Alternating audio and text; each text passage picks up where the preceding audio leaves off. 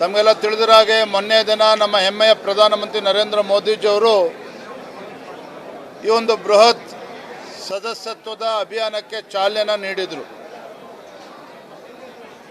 ಕರ್ನಾಟಕ ರಾಜ್ಯದಲ್ಲಿ ನಮ್ಮೆಲ್ಲರ ಪಕ್ಷದ ಎಲ್ಲ ಹಿರಿಯರ ಒಂದು ಸಂಕಲ್ಪ ಇದೆ. ಭಾರತೀಯ ಜನತಾ ಪಾರ್ಟಿಯ ಸದಸ್ಯತ್ವದ ಅಭಿಯಾನ, ಸದಸ್ಯತ್ವದ ಪರ್ವಕ್ಕೆ ಇವತ್ತು ನಾವು ಚಾಲನೆ ನೀಡಿದ್ದೇವೆ. ತಮಗೆಲ್ಲ ತಿಳಿದಿರೋ ಹಾಗೆ ಮೊನ್ನೆ ದಿನ ನಮ್ಮ ಹೆಮ್ಮೆಯ ಪ್ರಧಾನಮಂತ್ರಿ ನರೇಂದ್ರ ಮೋದಿಜಿಯವರು ಈ ಒಂದು ಬೃಹತ್ ಸದಸ್ಯತ್ವದ ಅಭಿಯಾನಕ್ಕೆ ಚಾಲನೆ ನೀಡಿದರು. ಕರ್ನಾಟಕ ರಾಜ್ಯದಲ್ಲಿ ನಮ್ಮೆಲ್ಲರ ಪಕ್ಷದ ಎಲ್ಲ ಹಿರಿಯರ ಒಂದು ಸಂಕಲ್ಪ ಇದೆ. ಕಳೆದ ಬಾರಿ 1,04,00,000 ಒಂದು ಸದಸ್ಯತ್ವ ನೋಂದಾವಣೆ ಆಗಿತ್ತು. ಅದನ್ನು ಮೀರಿ ಇನ್ನೂ ಹೆಚ್ಚು ಸದಸ್ಯರನ್ನು ನೋಂದಾವಣೆ ಮಾಡಬೇಕು ಅಂತಕ್ಕಂಥದ್ದು. ತಮಗೆ ಗೊತ್ತಿರಲಿ, ಸದಸ್ಯತ್ವ ಅಭಿಯಾನ ಕೇವಲ ಒಂದು ನಮ್ಮ ಪಕ್ಷದ ಒಂದು ಮೆಂಬರ್ಶಿಪ್ ಡ್ರೈವ್ ಅಷ್ಟೇ ಅಲ್ಲ. ಅಟಲ್ ಬಿಹಾರಿ ವಾಜಪೇಯಿ ಅವರ ಜನ್ಮದಿನದ ಒಂದು 100 ವರ್ಷದ ಒಂದು ಆಚರಣೆ ಮಾಡ್ತಕ್ಕಂಥ ಸಂದರ್ಭದಲ್ಲಿ ಈ ಒಂದು ಸದಸ್ಯತ್ವ ಅಭಿಯಾನ ಮಾಡೋದ್ರ ಜೊತೆಗೆ ನಮ್ಮ ಹೆಮ್ಮೆಯ ಪ್ರಧಾನಮಂತ್ರಿ ನರೇಂದ್ರ ಮೋದಿಜಿಯವರ ಸಂಕಲ್ಪ ಏನಿದೆ, 2047ನೇ ಇಸ್ವಿಗೆ ನಮ್ಮ ಈ ದೇಶವನ್ನು, ಭಾರತವನ್ನು ಒಂದು ಅಭಿವೃದ್ಧಿ ದೇಶವನ್ನಾಗಿ ಪರಿವರ್ತನೆ ಮಾಡಬೇಕು ಅನ್ನೋ ಸಂಕಲ್ಪ ನರೇಂದ್ರ ಮೋದಿಜಿಯವರ ಏನಿದೆ, ಆ ಸಂಕಲ್ಪಕ್ಕೆ ಇನ್ನೊಂದು ದೊಡ್ಡ ಶಕ್ತಿಯನ್ನು ತುಂಬಬೇಕು ಅಂಥೇಳಿ ಸಮಾಜದಲ್ಲಿರ್ತಕ್ಕಂಥ ವಿವಿಧ ಸ್ತರದ ಎಲ್ಲರನ್ನೂ ಕೂಡ, ಬೇರೆ ಬೇರೆ ಕ್ಷೇತ್ರದಲ್ಲಿರ್ತಕ್ಕಂಥವ್ರನ್ನೂ ಕೂಡ ಗುರುತಿಸಿ ಎಲ್ಲರನ್ನೂ ಕೂಡ ಸದಸ್ಯತ್ವದ ಅಭಿಯಾನದಲ್ಲಿ ನೋಂದಣಿ ಮಾಡಬೇಕು ಅನ್ನೋ ಗುರಿ ಇಟ್ಕೊಂಡು ಹೊರಟಿದ್ದೇವೆ. ರಾಜ್ಯದಲ್ಲಿರ್ತಕ್ಕಂಥ ಪ್ರತಿಯೊಂದು ವಿಧಾನಸಭಾ ಕ್ಷೇತ್ರ, ಪ್ರತಿಯೊಂದು ಬೂತಲ್ಲೂ ಕೂಡ ಕನಿಷ್ಠ 300ರಿಂದ 400 ಸಂಖ್ಯೆಯಲ್ಲಿ ಈ ಸದಸ್ಯತ್ವ ಅಭಿಯಾನ ಮಾಡಬೇಕು ಅನ್ನೋ ಒಂದು ಗುರಿಯನ್ನು ನಾವು ಇಟ್ಕೊಂಡಿದ್ದೇವೆ. ಅಷ್ಟೇ, ಬೇರೆ ವಿಷಯ ಇಲ್ಲ.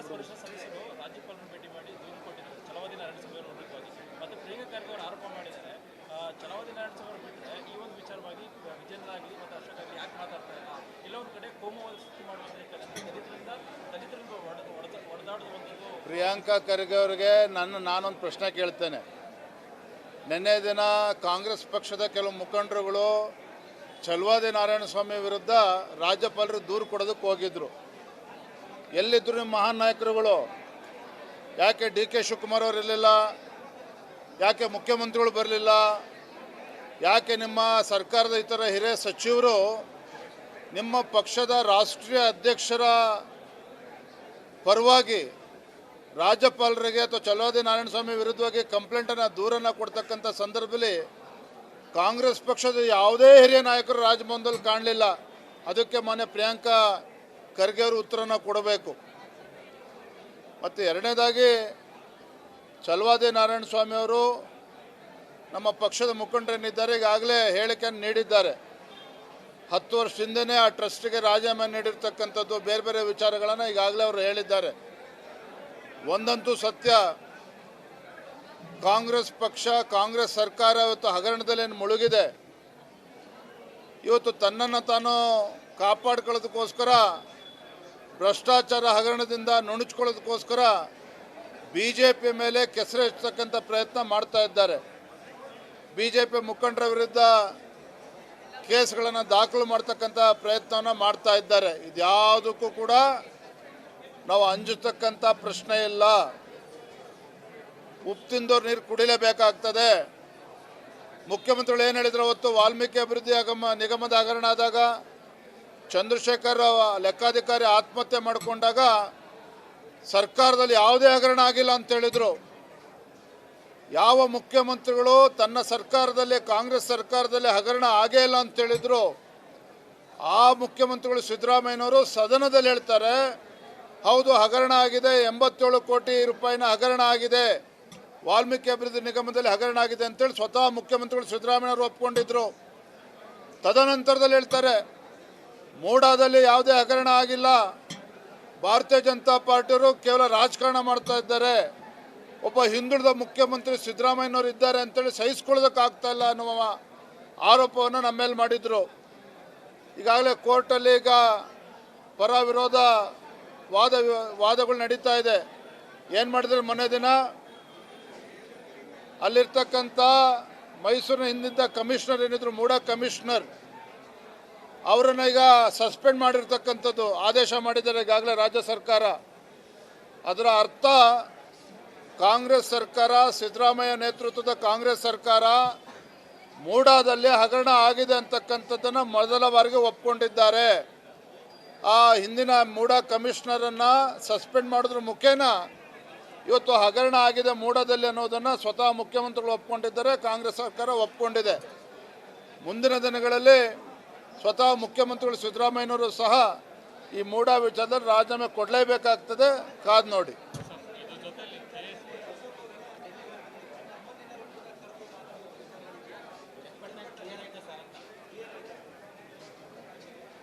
ಇನ್ನೂ ಕೂಡ ಚುನಾವಣೆ, ಉಪಚುನಾವಣೆ ದಿನಾಂಕ ಘೋಷಣೆ ಆಗೋದಿದೆ. ನಾನು ಕೂಡ ರಾಷ್ಟ್ರೀಯ ಅಧ್ಯಕ್ಷರನ್ನ ಅಮಿತ್ ಶಾಜಿ ಅವ್ರನ್ನ ಭೇಟಿ ಮಾಡಿದಾಗ ಚನ್ನಪಟ್ಟಣ ಮತ್ತು ಇತರ ಉಪಚುನಾವಣೆಗಳ ಬಗ್ಗೆ ಚರ್ಚೆನೂ ಕೂಡ ಮಾಡಿದ್ದೇನೆ. ಇವತ್ತು ಯೋಗೇಶ್ವರ ಅವರು ಅಭ್ಯರ್ಥಿ ಆಗಬೇಕು ಅನ್ನೋ ಅಪೇಕ್ಷೆನ ವ್ಯಕ್ತಪಡಿಸಿದ್ದಾರೆ ಚನ್ನಪಟ್ಟಣದಲ್ಲಿ. ಅದೇ ರೀತಿ ಸಂಡೂರು, ಶಿಗ್ಗಾವಿ, ಬೇರೆ ಬೇರೆ ಇದರಲ್ಲೂ ಕೂಡ ಅನೇಕ ಆಕಾಂಕ್ಷಿಗಳು ಕೂಡ ಇದ್ದಾರೆ. ಇವೆಲ್ಲವನ್ನೂ ಕೂಡ ನಾವು ರಾಜ್ಯ ಮಟ್ಟದಲ್ಲಿ ಚರ್ಚೆ ಮಾಡಿ ಯಾರ ಹೆಸರನ್ನು ದೆಹಲಿಗೆ ವರಿಷ್ಠರು ರೆಕಮೆಂಡ್ ಮಾಡಬೇಕು ಎಲ್ಲವೂ ಕೂಡ ಚರ್ಚೆ ಮಾಡಿ ಹೆಸರನ್ನು ಕಳಿಸ್ಕೊಡ್ತೇವೆ.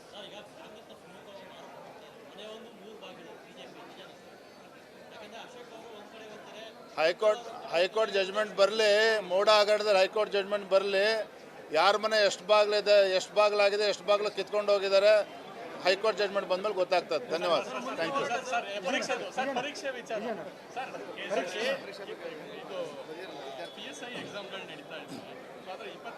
ನೋಡ್ರಿ, ರಾಜ್ಯ ಸರ್ಕಾರಕ್ಕೆ ನಿಜವಾಗ್ಲೂ ಕೂಡ ಆ ವಿದ್ಯಾರ್ಥಿಗಳ ಬಗ್ಗೆ ಕಾಳಜಿ ಇದೆಯೋ ಅಲ್ಲ ನನಗಂತೂ ಅರ್ಥ ಆಗ್ತಾ ಇಲ್ಲ.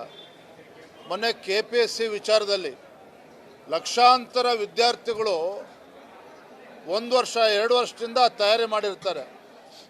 ಆದರೆ ಯಾರೋ ಒಬ್ಬ ಅಯೋಗ್ಯ ಅಧಿಕಾರಿ ಮಾಡಿರ್ತಕ್ಕಂಥ ತಪ್ಪಿನಿಂದ ಈಗ ಮತ್ತೆ 2 ತಿಂಗಳಲ್ಲಿ ಮರುಪರೀಕ್ಷೆ ಮಾಡ್ತೇವೆ ಅಂತೇಳಿ ಈಗಾಗಲೇ ಸರ್ಕಾರ ಘೋಷಣೆ ಮಾಡಿದೆ. ಘೋಷಣೆ ಮಾಡಲಿ, ಅದು ಪ್ರಶ್ನೆ ಅಲ್ಲ. ಆದರೆ ಈ ರೀತಿ ಬೇಜವಾಬ್ದಾರ ಅಧಿಕಾರಿಗಳನ್ನು ಯಾಕಲ್ಲಿ ಇಟ್ಕೊಂಡಿದ್ದಾರೆ?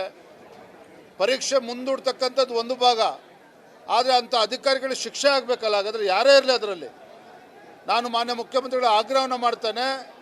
ಯಾರ ತಪ್ಪಿನಿಂದಾಗಿ ಇವತ್ತು ವಿದ್ಯಾರ್ಥಿಗಳು ಇವತ್ತು ಕಷ್ಟ ಅನುಭವಿಸಬೇಕಾಗಿದೆ ಅಂಥ ಬೇಜವಾಬ್ದಾರಿ ಅಧಿಕಾರಿಗಳ ವಿರುದ್ಧ ನಿರ್ದಾಕ್ಷಿಣ್ಯವಾಗಿ ಕ್ರಮವನ್ನು ಕೈಗೊಳ್ಳಬೇಕಾಗ್ತದೆ.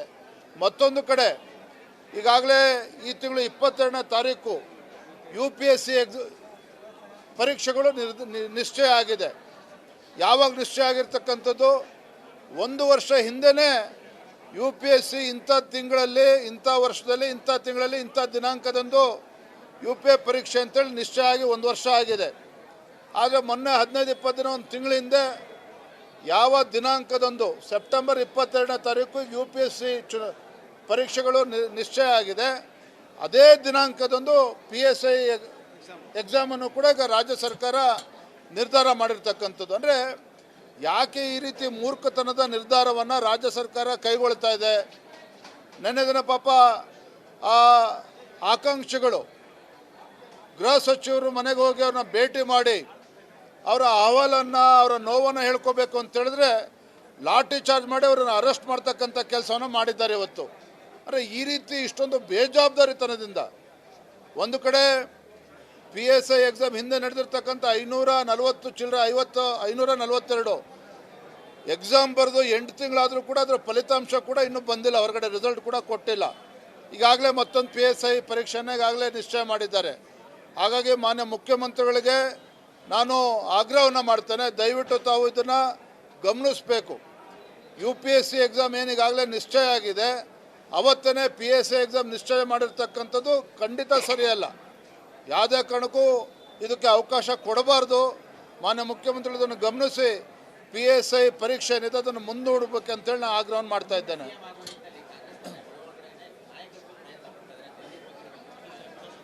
ಆ ಥರ ಪಡಬೇಡ್ರಿ. ಕಾಂಗ್ರೆಸ್ ಪಕ್ಷದಲ್ಲಿ ಸಾಕಷ್ಟು ಜನ ಮುಖ್ಯಮಂತ್ರಿಗಳ ಆಕಾಂಕ್ಷಿಗಳು ಭಾಳ ದೊಡ್ಡ ಪಟ್ಟಿನೇ ಇದೆ. ದೇಶಪಾಂಡೆ ಅವರು ಬಹಿರಂಗವಾಗಿ ಹೇಳಿದ್ದಾರೆ. ಇನ್ನೂ ಪಟ್ಟಿ ದೊಡ್ಡದಿದೆ. ಹೈಕೋರ್ಟ್ ಜಡ್ಜ್ಮೆಂಟ್ ಬರಲಿ, ಬಂದ ಮೇಲೆ ರಾಜ್ಯದ ರಾಜಕಾರಣ ಯಾವ್ಯಾವ ರೀತಿ ಬದಲಾವಣೆ ಆಗ್ತದೆ ತಾವು ಕಾದು ನೋಡಿ.